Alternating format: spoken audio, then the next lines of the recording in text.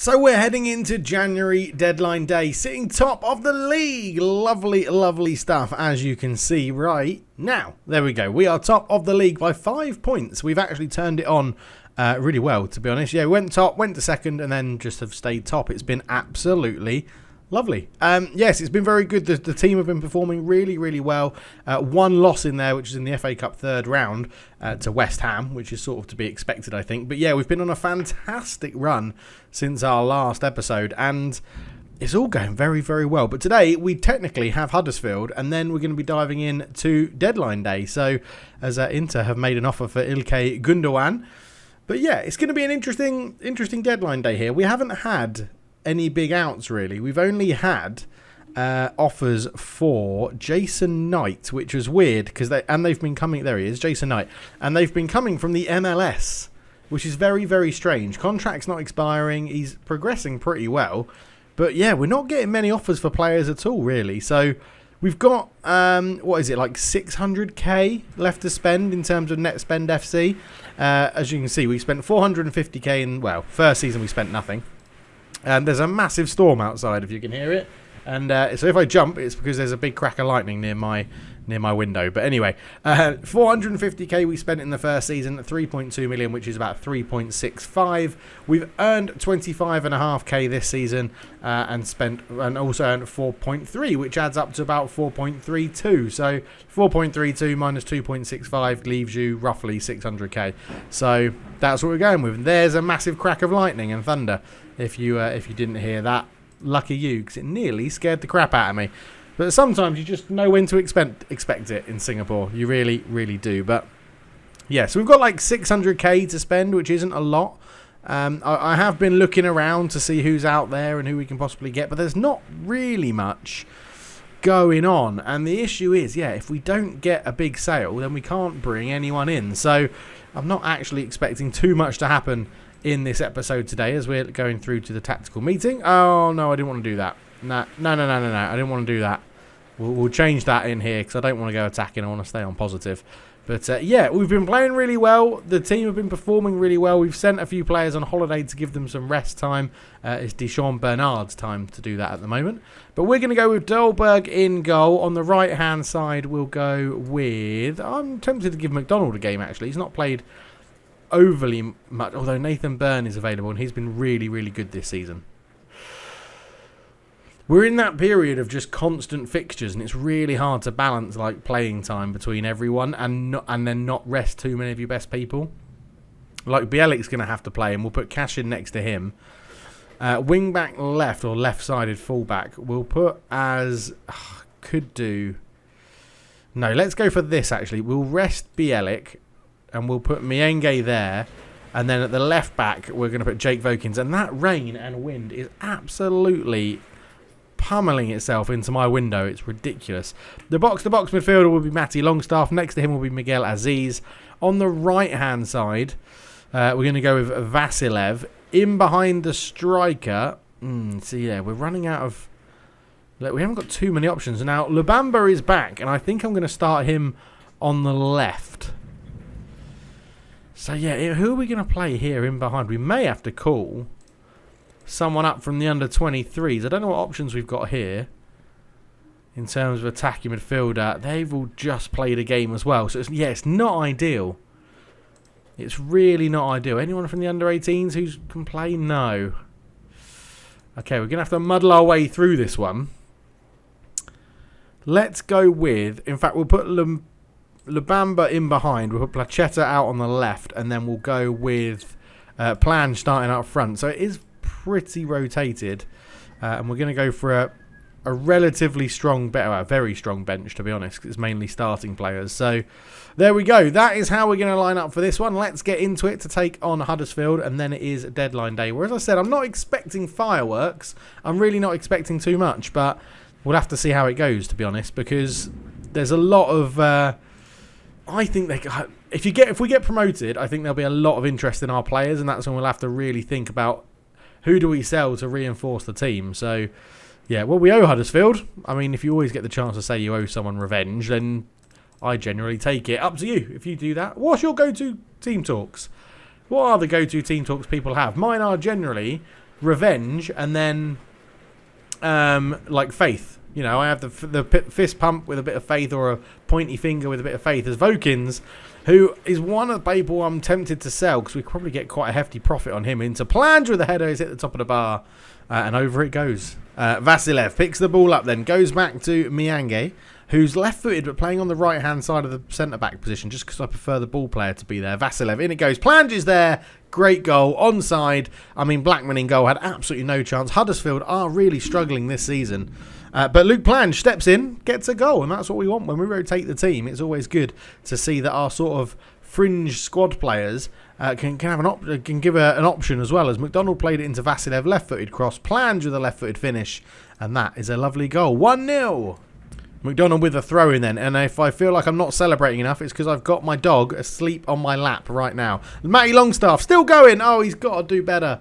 He's got to hit the target, Matty Longstaff, from there. Good effort, but really not showing off the skills he should be, because he's been complaining about first team football, and he needs to be putting chances like that away, to be honest. And we're ticking down to half-time. In fact, it is now half-time, and it's a 1-0 derby, which is lovely. Lovely, lovely stuff. We've created loads. Keep it up. We've been playing really well. Like, Huddersfield haven't really had a sniff. 3 chances to 10. I think the guys can deserve some praise. We'll give them a bit more praise as well. All the praise.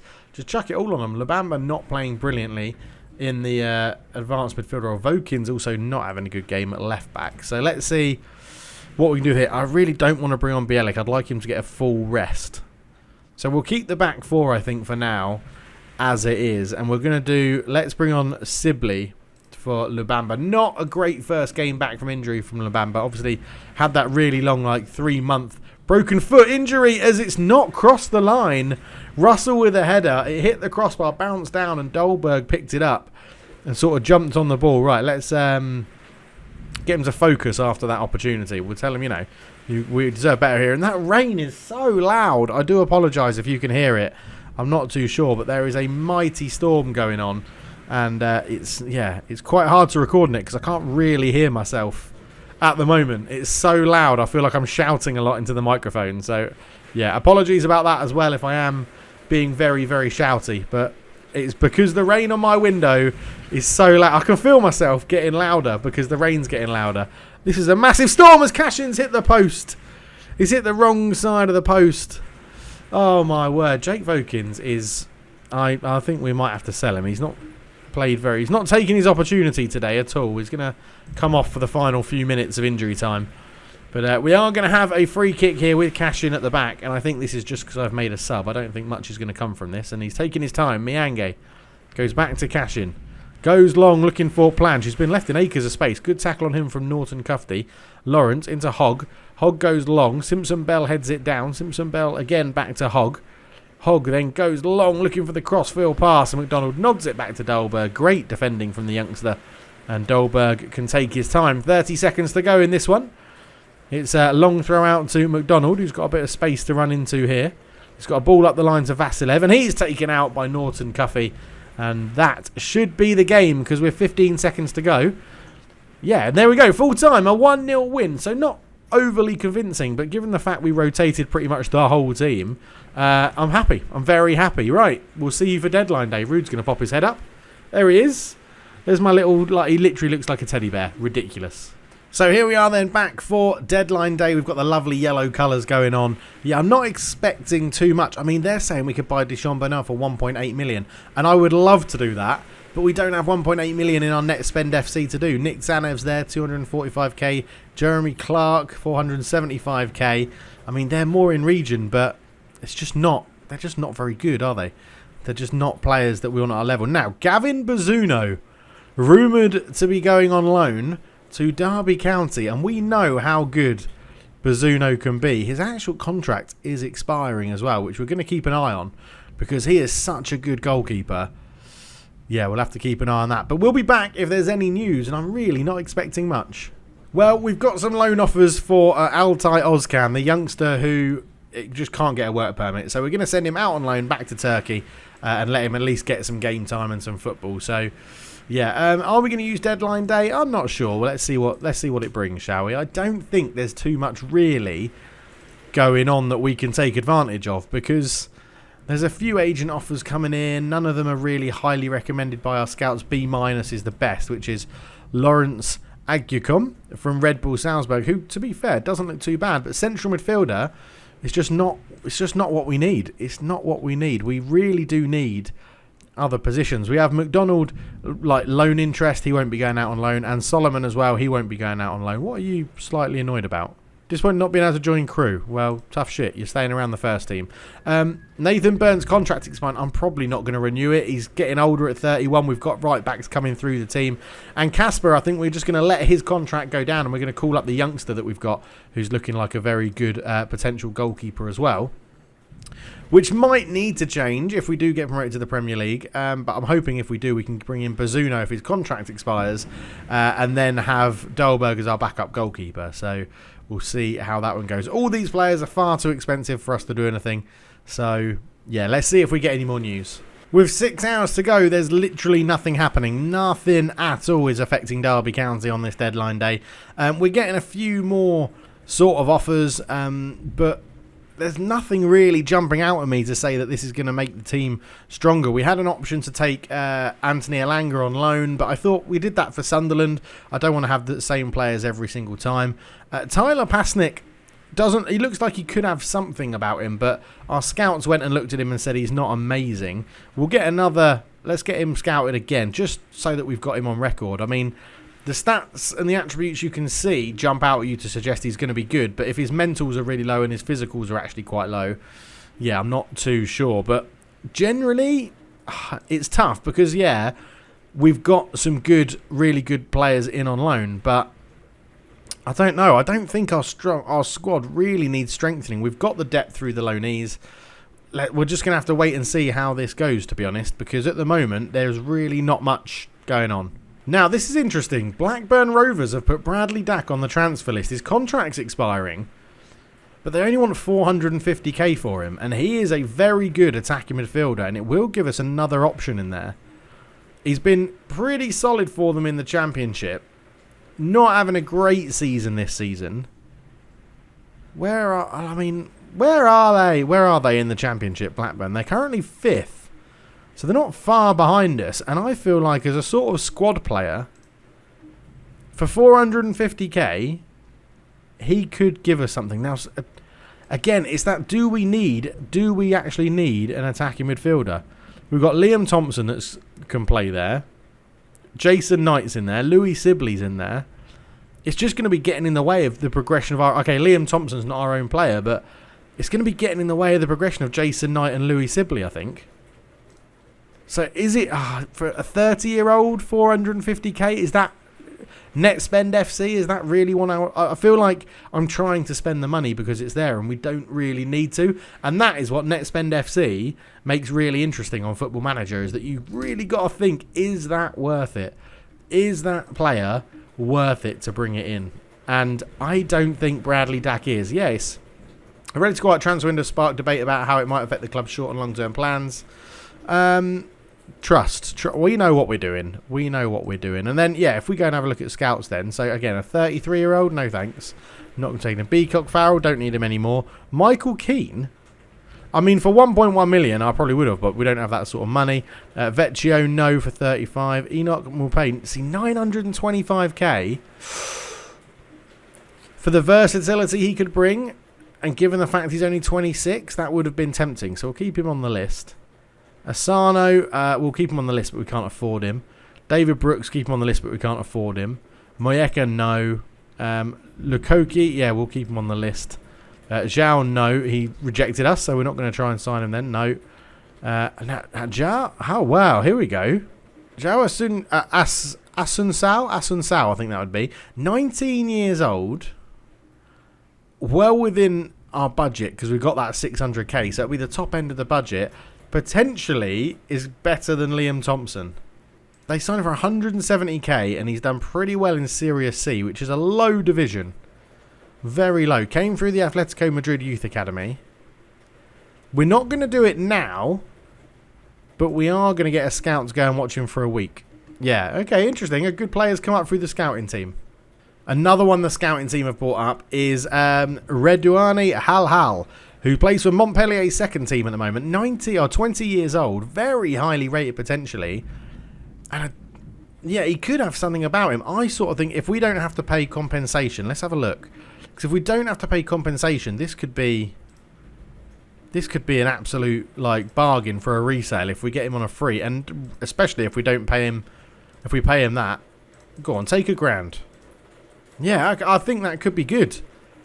I know we can't see too much about him, but I feel like that could be a very good purchase. Well, Redouane Halhal has just accepted a new contract offer at Montpellier, so we're going to remove him from the shortlist and forget he ever existed. And our scouts have found another really interesting youngster, Lucas Romens, has been found. Again, really high potential, but you can't see too much about him. But value 43,000 to 425,000, really not a very big wage. And last year made 4 appearances for Ghent and got 7.32 with 2 assists. And he would have been 17 years old. Like, that screams to me to say he's going to be a good player. We're going to scout him and keep going. But I feel like, is this one of those players you need to get in early as soon as your scouts find him before one of the big clubs come calling? Potentially. Let's say we're keen to sign him. He doesn't want to join Derby. Brilliant. So with 45 minutes to go, we're getting some loan offers from McDonald, which we're going to reject because he's going to stay at the club. And we had to see him make a permanent window in the signing. That's fine. I didn't need anyone. And that is the end of deadline day. No ins, no outs. It was pretty dull, to be honest, wasn't it? Wage expenditure, look at that. 19th wage. And we're currently top of the championship. Bournemouth with the biggest spenders, 21 million. Stoke bought in 5 players and let go of got rid of 7. Sebastian Vargas joined Aston Villa for 14.75 from Crystal Palace. And Francesco Cialta joined Bournemouth from West Ham for 9.75. I think they're going to regret that.